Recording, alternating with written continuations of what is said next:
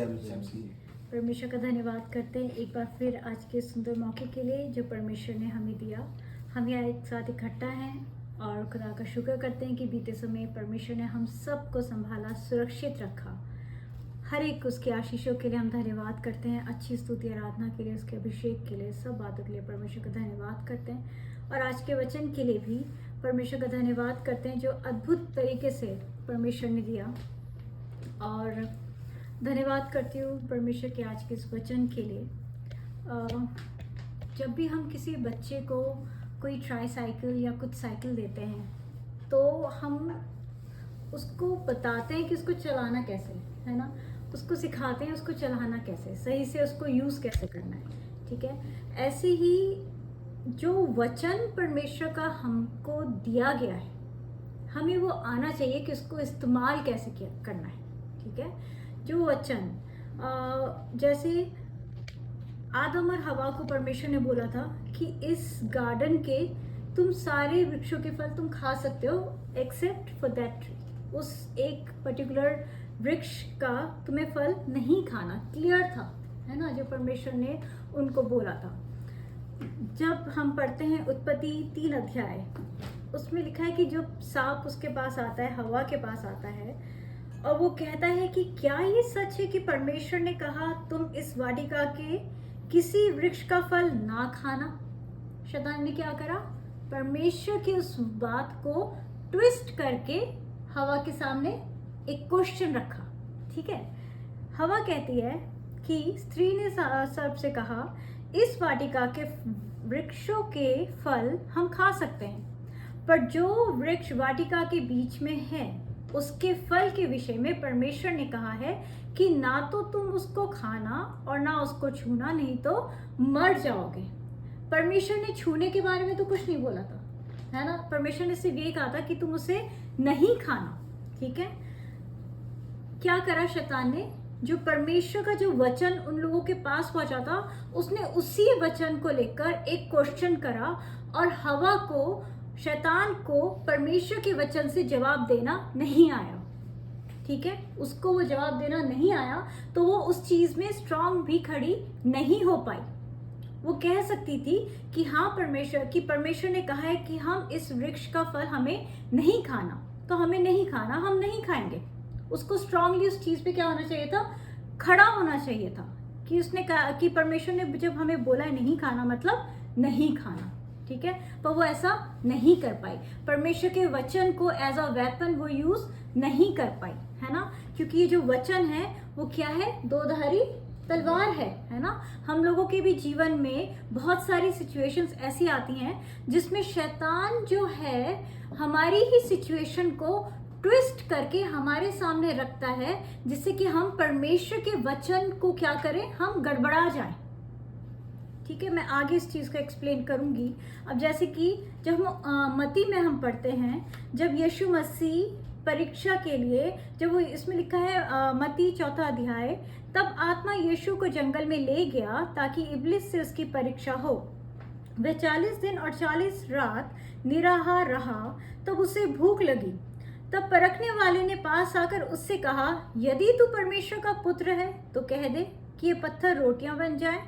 यीशु ने उसको उत्तर दिया, लिखा है मनुष्य केवल रोटी ही से नहीं परंतु हर एक उस वचन से जो परमेश्वर के मुंह से निकलता है जीवित रहेगा। है ना, यीशु मसीह के बोलने का जो तरीका था, वो जो अथॉरिटी से, वो जो पूरे कॉन्फिडेंस के साथ यीशु मसीह ने बोला, शैतान उस बात के आगे दूसरी बात रोटी से रिलेटेड नहीं कर पाया। उसने फिर दूसरा पॉइंट रखा। ठीक है, लेकिन उसने क्या बोला, यदि तू परमेश्वर का पुत्र है। मतलब वो समय नहीं था यीशु मसीह का अपने आप को प्रकट करने का। यीशु मसीह ने टू द पॉइंट उससे बात करी। ठीक है, परमेश्वर का वचन हमको सिर्फ पढ़ने के लिए ही नहीं दिया गया, बल्कि ये वचन जो हमको मिला है इसको हमें एज अ वेपन यूज करना है अपनी सिचुएशन में, अपनी मुश्किल हालातों में। एक हमें वेपन की तरह इसको यूज करना है, क्योंकि परमेश्वर के लोग जो हैं वो जीवन से बढ़कर है ना। शैतान जो है वो हारा हुआ है और वो पूरी कोशिश करता है कि जो चुने हुए लोग हैं उनको भी क्या करे, वो भटका दे। लेकिन यीशु मसीह ने जिस तरह से जवाब दिया वो उसके आगे से नहीं बोल पाया, वो नहीं बोल पाया। ठीक है, उसके बाद वो दूसरा एक और क्वेश्चन वो करता है, उसमें लिखा है वो कहता है कि यीशु यदि तू परमेश्वर का पुत्र है तो अपने आप को नीचे गिरा दे। मतलब वो इब्लीस जो था वो यीशु मसीह को मंदिर के कंगूरे पर खड़ा करके उसने बोला यदि तू क्या है परमेश्वर का पुत्र है तो क्या कर, अपने आप को गिरा दे, क्योंकि लिखा है कि वो अपने स्वर्गदूतों को तुम्हारे निमित्त आज्ञा देगा कि वो तुमको हाथों हाथ उठा लेंगे। यीशु मसीह ने कहा कि ये भी लिखा है कि तू अपने परमेश्वर की क्या नहीं करना, परीक्षा नहीं करना, परीक्षा नहीं करना, है ना।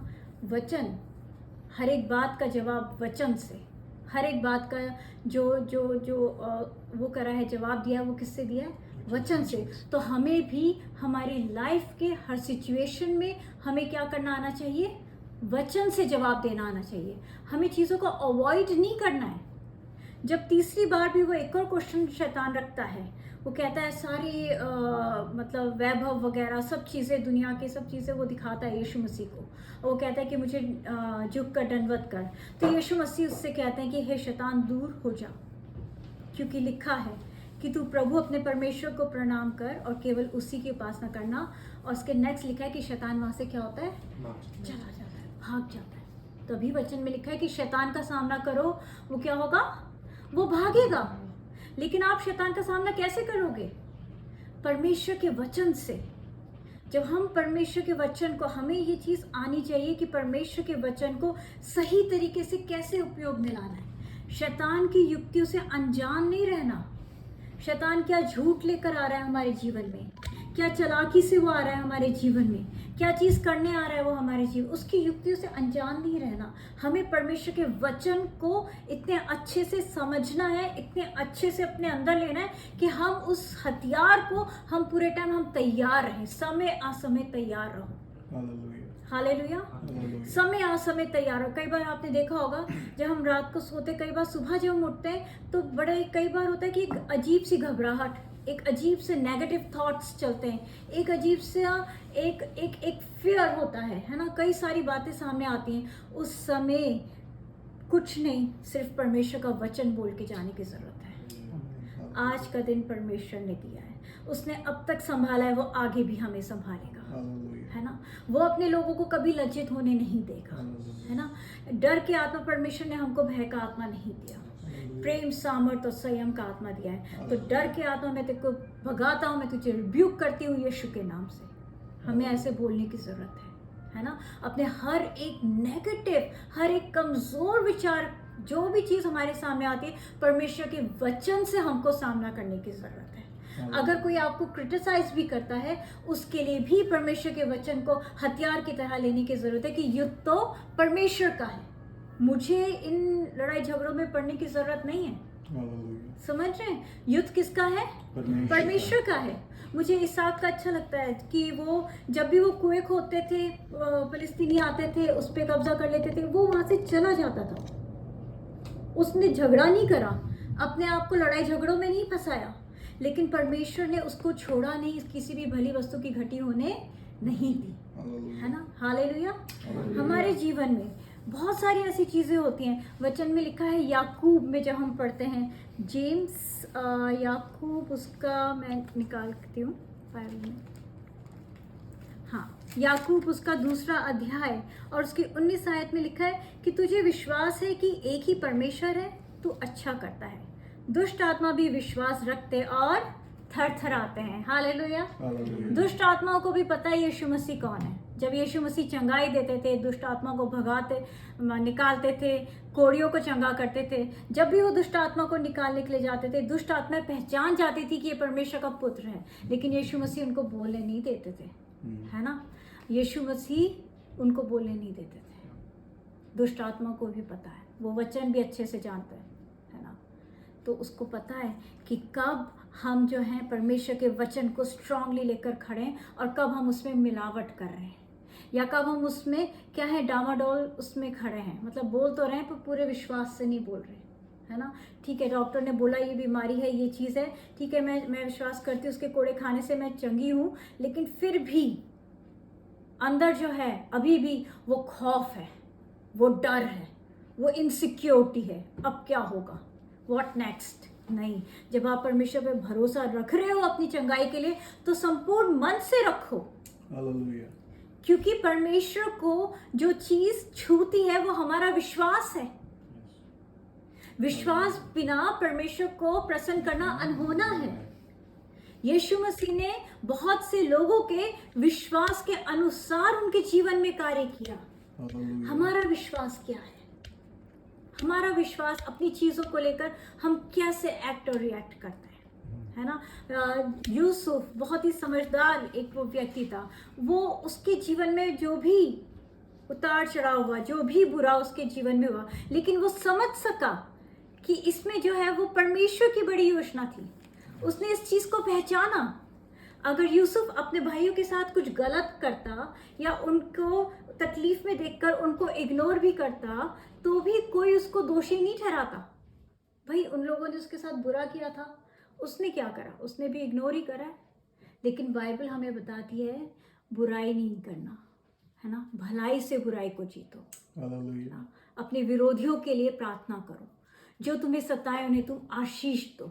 Hallelujah. और एक्चुअल में वो हमें करना है हमारे जीवन में, क्योंकि ये हमारे अंदर चंगाई लेकर आता है, क्योंकि ये हमारे पिता का स्वभाव है और ये स्वभाव हमको उसमें और दृढ़ करता जाता है Hallelujah. ना। तभी तो यूसुफ कहता है, यद्यपि तुम लोगों ने मेरे लिए बुराई का विचार किया था, परंतु परमेश्वर ने उसी बात में भलाई का विचार किया, Hallelujah. जिससे वह ऐसा करे जैसा आज के दिन प्रकट है कि बहुत से लोगों के प्राण बचे। हालेलुया। Hallelujah. वो उस चीज को देख पाया, वो उस चीज को समझ पाया। क्या उसके अंदर गुस्सा नहीं आया होगा? क्या शैतान उसके पास नहीं आया होगा? देख, उन्होंने तेरे साथ कैसा किया, इग्नोर कर, मत मदद कर, छोड़ दे। लेकिन उसने ऐसा नहीं किया। वो परमेश्वर की योजना को, परमेश्वर को वो अच्छे से जानता था। वो परमेश्वर की योजना को इतना समझ पाया कि उसने अपने खुद के इमोशंस को, खुद की फीलिंग्स को बिल्कुल जीरो कर दिया था, है ना। हम क्या करते हैं हमारे जीवन में जब ऐसे लोग आते हैं जो हमको क्रिटिसाइज करते हैं, जो हमारी निंदा करते हैं, जो हमारे लिए झूठ बोलते हैं, जो हमारा मजाक उड़ाते हैं, जो हमारे साथ बुरा व्यवहार करते हैं, हम उन लोगों के साथ कैसा व्यवहार करते हैं? मैं बताना चाहती हूँ, ऐसे लोगों के लिए प्रार्थना करिए, ऐसे लोगों के लिए प्रार्थना करिए। और ऐसे लोग आते ही आते हैं हमारे जीवन में, उन लोगों के लिए प्रार्थना करिए। जहाँ उनको ज़रूरत हो उनके साथ खड़े होइए मदद के लिए, क्योंकि ये आप हो और आपके अंदर यीशु मसीह का स्वभाव है ना। और हमें वो करना है जो परमेश्वर हमसे चाहते हैं। हम क्यों कर रहे हैं? किसी को दिखाने के लिए नहीं, क्योंकि हे पिता, ये तेरे वचन में लिखा है और तेरे वचन को मैं पूरा करूँगा, तेरे वचन को मैं पूरा करूँगी, इसलिए मैं कर रही हूँ, है ना। कई बार बहुत से लोग ऐसे आए थे जो जिनके साथ मतलब माफ़ करके आगे बढ़ी, माफ़ करके। तो बहुत से लोगों के लिए अभिषेक भी जानते हैं, तो मैं इनसे कहती थी, मैं कहा ये लोग सोचते होंगे कि ये क्या है, ये हम इसके साथ ऐसा करते हैं फिर भी हमारे साथ नॉर्मल हो जाती है, फिर भी वही रिस्पेक्ट, वही प्यार। तो ये लोगों को जो समझना है समझे। मैं वो करूँगी जो मेरे पिता ने मुझे समझाया है, जो मेरे पिता ने मुझे दिया। उन्होंने कहा माफ़ करो, उन्होंने कहा माफ़ करो। जिन्होंने तुम्हें रुलाया भी है उन्होंने कहा माफ़ करो। तो मेरा काम है वो करना जो परमेश्वर मुझसे चाहते हैं। फिर लोग चाहे कुछ भी करते रहें, माफ़ करना है, माफ़ करना है, रिस्पेक्ट देनी है, रिस्पेक्ट देनी है, प्यार करना है, प्यार करना है ना। दाऊद भी कहता है कि वो मेरी भलाई के बदले मुझसे बुरा ही करते हैं। फिर वो कहता है कि पर मैं ऐसे व्यक्ति के समान हूँ जिसके मुंह से निंदा की कोई बात निकलेगी ही नहीं, नहीं निकलेगी। वो अपने जीवन भर, वो जब शाऊल उसको मारने के लिए भागता था, वो यही कहता था कि मैं उस पर हाथ नहीं उठाऊंगा, परमेश्वर के जन पे हाथ नहीं उठाऊंगा, परमेश्वर के जन पे हाथ नहीं उठाऊंगा। हालेलुया। हम क्या बोलते हैं? हम अपने लिए क्या बोलते हैं? हम अपने लाइफ में जब हम प्रॉब्लम्स में आते हैं, जब हम फैमिली में जो प्रॉब्लम्स होती है उसमें हम क्या बोलते हैं, है ना। मुझे बहुत अच्छा लगता है। और एक और चीज़, जब हम जब पढ़ते हैं प्रेतों के काम में, ये हमने सेमिनरी में जब ये पढ़ा था तो एक फ़नी इंसिडेंट था इस पे। तो जब ये मैं बताती हूँ, एक जो व्यक्ति था जो याजक था जिसके 7 बेटे थे, उन्होंने क्या करा, दुष्ट आत्मा को निकालने की, क्योंकि यीशु मसीह के चेले दुष्ट आत्मा निकालते थे, चंगाई देते थे, बड़े बड़े काम यीशु मसीह के नाम से करते थे, क्योंकि वो जानते थे यीशु मसीह को, ठीक है, और पूरे विश्वास से वो करते थे। पूरी अथॉरिटी, वो अथॉरिटी परमेश्वर ने अपने लोगों को दी है। लेकिन वो जो उसके जो 7 बेटे थे, उन्होंने क्या बोला, जिस यीशु के नाम से पौलुस जो है वो दुष्ट आत्मा को निकालता है, उसी के नाम से हम कहते हैं कि इसमें से निकल जा। तो दुष्ट आत्मा ने बोला, यीशु को मैं जानती हूँ, पौलुस को भी पहचानती हूँ, पर तुम कौन हो?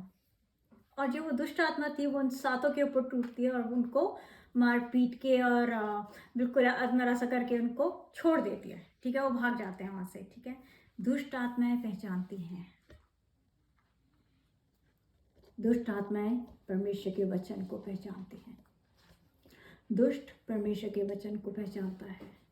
हम कितना पहचानते हैं परमेश्वर के वचन को?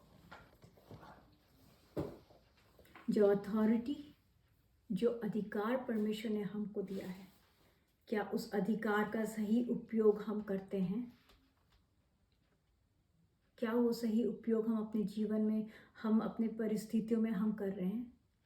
है ना, आज के टाइम पे बहुत सी जगह पर बहुत से लोग परमेश्वर के वचन को क्या करते हैं, ट्विस्ट कर रहे हैं, है ना। जैसे कि फैमिलीज में लिखा है कि पति पत्नी के लिए लिखा है कि पति जो है अपनी पत्नी से क्या करे, उसका एक निर्मल पात्र जानकर उसका आदर करे, है ना। पति जो है वो पत्नियों का सिर है।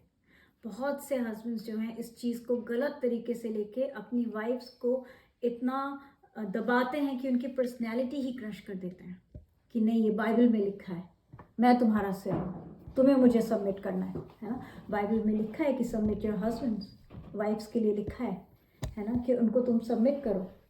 लेकिन ये चीज़ आउट ऑफ लव होना चाहिए।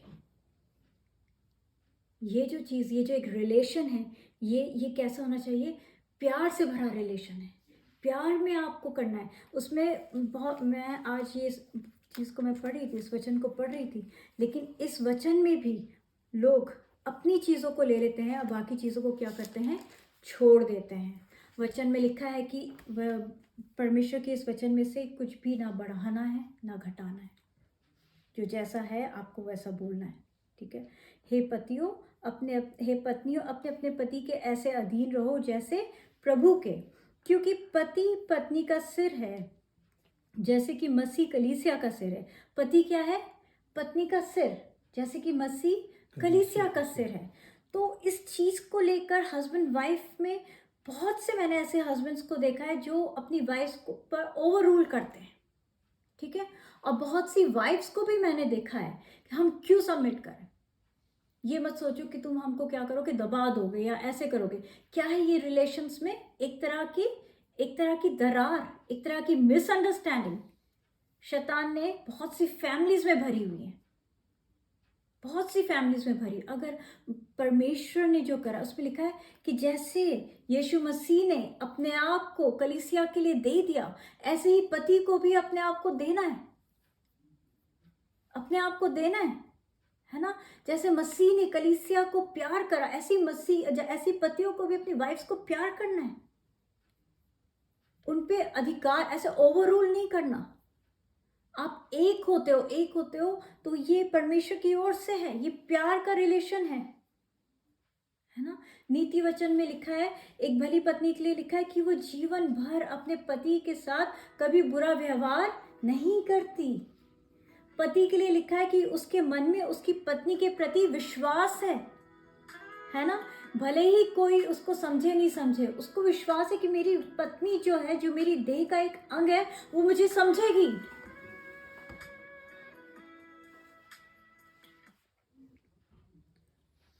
उसमें लिखा है, हे पतियों अपनी अपनी पत्नी से प्रेम रखो, जैसे मसीह ने भी कलीसिया से प्रेम करके अपने आप को उसके लिए दे दिया, कि उसको वचन के द्वारा जल के स्नान से शुद्ध करके पवित्र बनाए, है ना। अपने आप को क्या करो, दे दो। अपनी पत्नी से क्या करो, प्रेम रखो। पर प्रेम की बात तो आती ही नहीं, है ना। घर के बाहर जो है सबसे सबकी रिस्पेक्ट होती है, सबसे प्यार से बात की जाती है, सब कुछ होता है, पर घर आते ही बहुत से लोग क्या हो जाते हैं, उनका व्यवहार बदल जाता है। और इन सब बातों, ये छोटी छोटी लोमड़ियां हैं जो परिवारों के अंदर जाकर क्या कर रही हैं, दाग की बारी को नाश कर रही हैं। क्योंकि अगर पति पत्नी एक हैं, वचन में लिखा है जहां पर भी 2 या 3 जन एक मन होकर परमेश्वर से कुछ भी मांगेंगे वो बातें स्वर्ग से पूरी की जाएंगी। और पति पत्नी की जो प्रार्थना इतनी स्ट्रांग प्रार्थनाएं होती हैं, अगर वो एक मन एक आत्मा होकर परमेश्वर से कुछ भी मांगे, किसी के लिए भी मांगे, वो बातें हाँ और आमीन के साथ परमेश्वर पूरा करेंगे, है ना। उसमें वचन में लिखा है कि बच्चों के लिए लिखा है कि रिस्पेक्ट ऑनर योर पेरेंट्स। लेकिन बहुत से बच्चे हैं वो अपने पेरेंट्स पर ध्यान ही नहीं देते। वो अपने घर के बाहर अपने बाकी सब बड़े बुजुर्गों का ध्यान रखेंगे, सबकी रिस्पेक्ट करेंगे, पर अपने पेरेंट्स की ऑनर नहीं कर पाते। ऑनर योर पेरेंट्स, उसमें ब्लेसिंग्स है। माँ बाप के लिए लिखा है अपने बच्चों को रिस्क मत दिलाओ। जैसे आप बाहर और बच्चों से प्यार करते हो, ऐसे अपने बच्चों से भी प्यार करो, उनको समझो, उनको रिस्क नहीं दिलाओ। बहुत से पेरेंट्स उस चीज को, जो नीति वचन में लिखा है कि अनुशासन की छड़ी का इस्तेमाल करना जरूरी है, अनुशासन की छड़ी अनुशासन के लिए है। आप अपने बच्चे को तोड़ रहे हो, तोड़ने के लिए नहीं लिखा, बल्कि वचन में लिखा है कि बच्चों को उस मार्ग की शिक्षा दो जिस पे उसको चलना है और वो बुढ़ापे तक उससे नहीं हटेगा। वचन सिखाएं। जैसे बच्चा छोटा होता है उसको नर्सरी में बैठना सिखाते हैं, क्लास 1 में उसको भेजते हैं, ABCD हर एक चीज सिखाते हैं, उसको वचन सिखाएं। उसको सिखाएं बेटा अपने चाचा ताऊ अंकल आंटी किसी पे भरोसा नहीं रखो, सिर्फ परमेश्वर पे भरोसा रखो। उसको सिखाएं, बच्चों को सिखाएं, वचन सिखाएं कि कोई आपकी हेल्प कोई नहीं, जब तक कि परमेश्वर किसी के मन में ना डाले, कोई किसी की मदद कर ही नहीं सकता। Hallelujah, hallelujah. वचन में लिखा है, वचन में लिखा है। इस वचन को बहुत से लोग इन रिलेशंस को बहुत ही ट्विस्ट करके, इन वचनों को बहुत ही ट्विस्ट करके इन रिलेशंस में ऐसी मिसअंडरस्टैंडिंग, ऐसी दरार डाली हुई है, और शैतान उसके बीच में काम कर रहा है। अनजान नहीं रहना, बुद्धिमान बनना है, शैतान की युक्ति से अनजान नहीं रहना। वो जिस उद्देश्य से वो आदम और हवा के पास गया, वो चीज वो कर पाया, लेकिन परमेश्वर ने पूरी तरह से उसको पूरा नहीं होने दिया। तभी यीशु मसीह को भेजा कि जो इमेज वहां डिस्ट्रॉय हुई थी, वो रिलेशन जो डिस्ट्रॉय हुआ था, यीशु मसीह के जरिए वो रिस्टोर होने पाया। Hallelujah, hallelujah. ये परमेश्वर का वचन है। इस वचन को हमको हथियार के समान लेना है। इस वचन को हमको अपने लिए एक ढाल, एक तलवार के समान, है ना, तलवार के समान इसको हमें लेना है। बोलना है कि परमेश्वर तूने एक मन एक आत्मा के, बहुत सी कलीसियाओं में ये प्रार्थना की जाती है, जहां 2 या 3 जन मेरे नाम से इकट्ठा होते हैं, मैं वहां उनके बीच में होता। अरे 2 या 3 जन तो आपकी छत के नीचे इकट्ठा है। 2 या 3 जन वो परिवार है, पति पत्नी बच्चे ग्रैंड पेरेंट्स, वो हैं आप। क्या आपके बीच में परमेश्वर है? क्या आपके बीच में परमेश्वर है? क्या उसका आत्मा आपके बीच में है? क्या है घर के माहौलों में ना? दुष्ट जो है छोटी छोटी चीजों से एंटर करके वो रिलेशंस को डिस्ट्रॉय कर रहा है। कुछ नहीं होता, कुछ नहीं, बहुत कुछ होता है। हस्बैंड वाइफ्स को पता ही नहीं चलता, कितने दिन और हफ्ते बीत जाते हैं लड़ाई झगड़े में, एक दूसरे का चेहरा नहीं देखते। क्या हुआ? उसने नाश किया, समय को नाश किया। वो समय वापस लौट के नहीं आएगा। हमारे लिए एक एक दिन जो है वो बहुत प्रेशियस है। एक एक दिन प्रभु परमेश्वर हमसे कहते हैं आज का दिन मैंने तुम्हें दिया है, इसमें तुम आनंदित और मगन रहो। लेकिन ध्यान से देखिए, जो आज का दिन परमेश्वर ने हमको दिया है, कितने ही परिवार ऐसे हैं कि उसमें आनंदित और मगन होना क्या, कई बार तो लड़ाई झगड़ों के मारे खाना तक नहीं बन पाता है। ये बहुत इंपॉर्टेंट है, ये बहुत इंपॉर्टेंट है ये चीज़ें, ठीक है। ये जानना है, ये सारे शैतान के चालें हैं, ये सारे शैतान के काम है जो वो करता है ना। लेकिन ये जीवन परमेश्वर ने हमको दिया, उन्होंने हमको भरपूरी का जीवन दिया है, हदायत का जीवन दिया है। उन्होंने हमको ये जीवन दिया है कि वो हमारे द्वारा वो बहुत से लोगों को आशीष दे, हालेलुया। है ना। ये जीवन इसलिए उन्होंने हमको दिया है। तो इस जीवन में हमको बहुत इम्पोर्टेंट है, और जिस जगह हम लोग हैं ना, ये एक आत्मिक युद्ध है, और बिना वचन के हम इस युद्ध में नहीं खड़े रह सकते। हम इस युद्ध में खड़े नहीं रह सकते।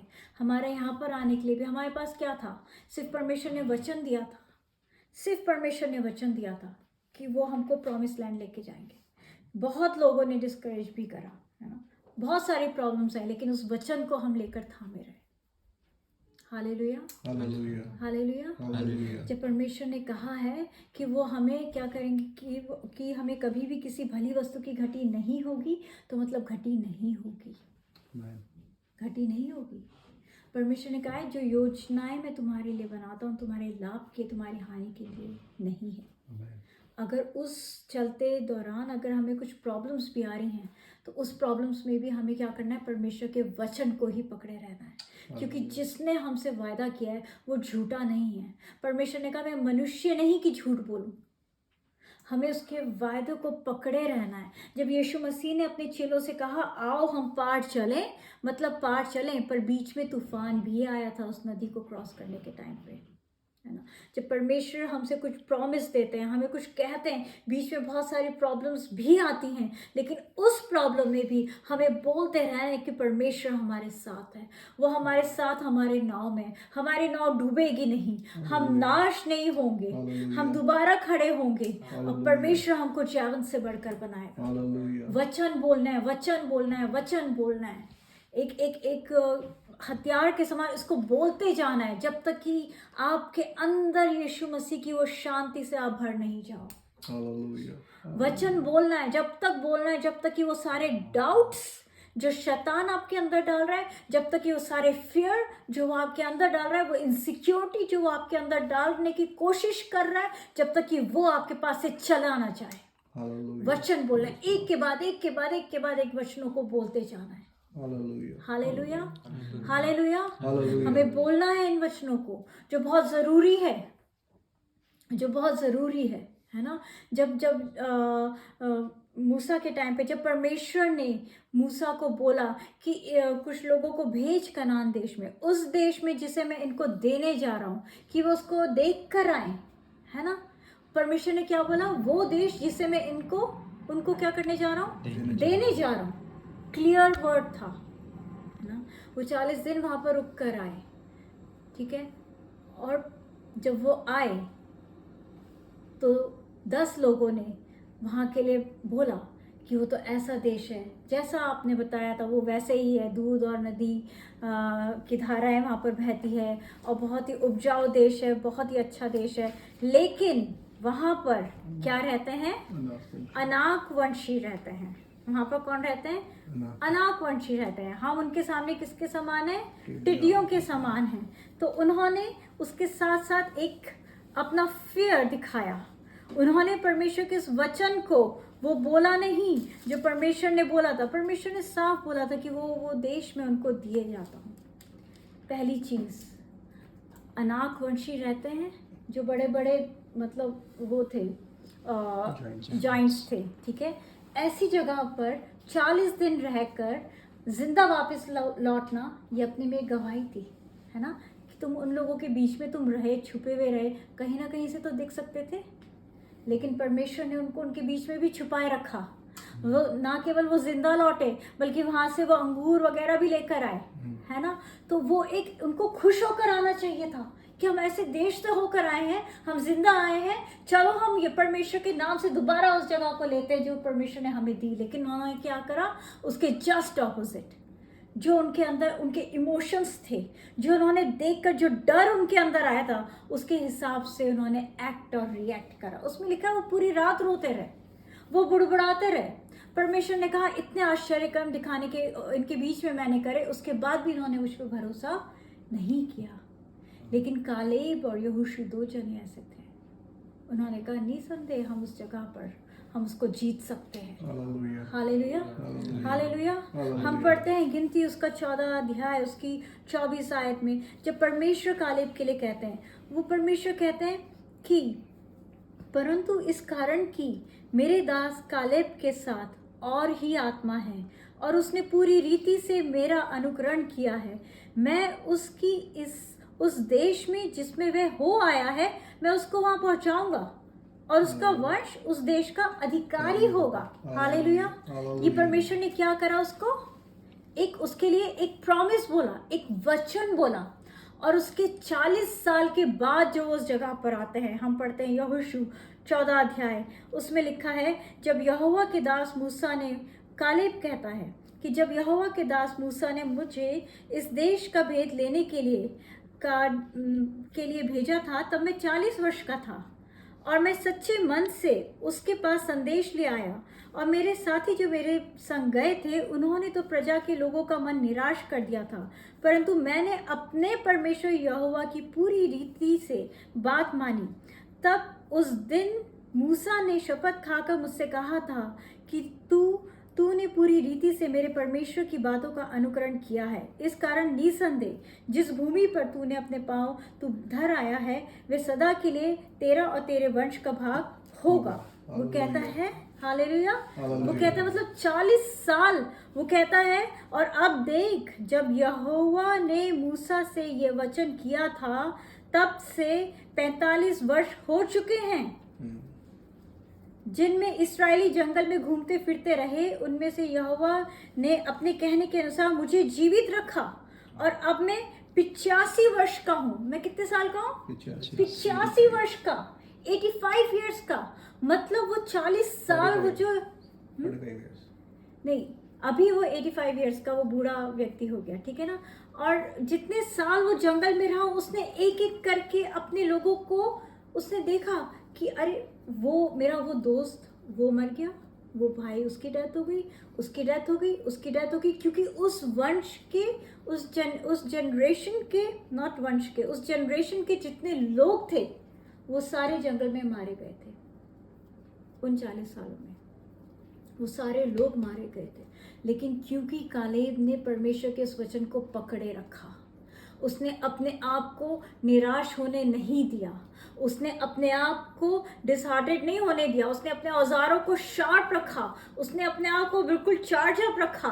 वो कहता है उससे कि देख अब मैं कितने साल का हो गया हूँ, 85 इयर्स का हो गया हूँ। वो कहता है जितना बल मूसा के भेजने के दिन मुझ में था उतना ही बल अभी तक मुझ में है। हालेलुया। उतना बल मेरे अंदर है। किस चीज ने उसको बल दिया?